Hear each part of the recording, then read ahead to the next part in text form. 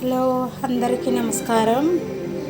ఇప్పుడు ఈవినింగ్ చాయ్ ఎలా పెట్టుకోవాలో చూపిస్తా చూడండి. ఇలా చేసుకోండి, చాయ్ చాలా టేస్టీగా ఉంటుంది. అలాగని జలుబు, జ్వరము, దగ్గు అలాంటివి ఉండే వాళ్ళకు కూడా, ఫీవర్ ఉండే వాళ్ళకు కూడా మంచి రెమెడీ ఇది. ఈ చాయ్ ఫస్ట్ నేను ఒక చాయ్ గిన్నె పెట్టుకొని దాంట్లో వాటర్ వేసుకున్నాను. ఒక గ్లాస్ వాటర్ వేసుకున్నాను. ఒక గ్లాస్ వాటర్ వేసుకొని దీంట్లోకి నేను ఆల్రెడీ ముందే చాయ్ పొడిలో వచ్చేసి ఎలాచి, లవంగం, చెక్క నేను పొడి చేసి పెట్టుకున్నాను. అది నేను ఇద్దరికి చాయ్ పెడుతున్నాను. 2 కప్పులు చాయ్కి ఒక 2 స్పూన్లు చాయ్ పొడి వేసుకున్నాను.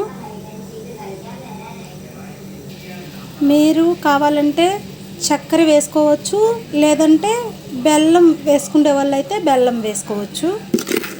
నేను చక్కెర వేస్తున్నాను.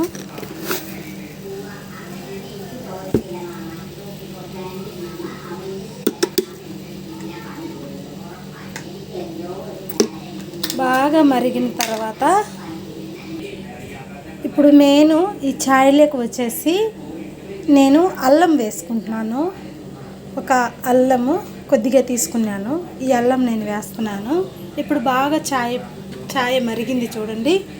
ఈ టైంలో నేను అల్లం వేసి, అల్లం వేయడం వల్ల టేస్ట్ చాలా బాగుంటుంది. తాగని వాళ్ళు కూడా చాయ్ బాగా తాగుతారు. మంచి టేస్ట్గా ఉంటుంది. చూడండి, అల్లం నేను దంచి వేసినాను. బాగా మరిగిన తర్వాత నేను ఫ్రెష్ పాలు తీసుకున్నాను. పాలు వేస్తాను.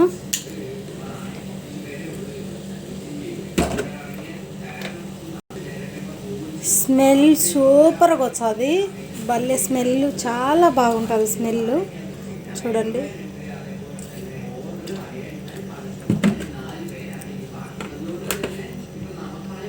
పాలు వేసేసిన బాయిల్ అయిన తర్వాత చూడండి ఎంత బాగుంటుందో. టేస్ట్ చాలా బాగుంటుంది. ఎప్పుడన్నా మీరు చాయ్ పెట్టినప్పుడు పొంగిపోతుందేమో అక్కడ పెట్టి మరిగేటప్పుడు అని ఆలోచించినప్పుడు ఒక స్పూన్ అలా పెట్టేయండి చాయ్లో.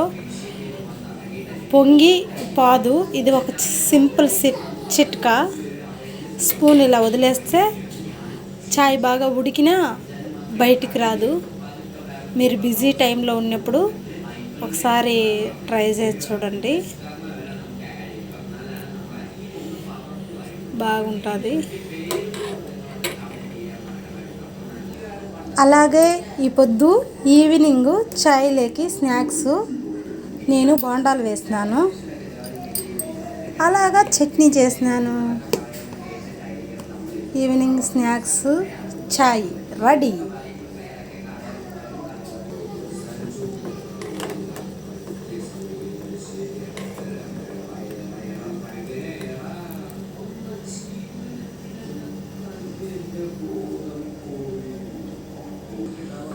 చాయ్ రెడీ అయింది.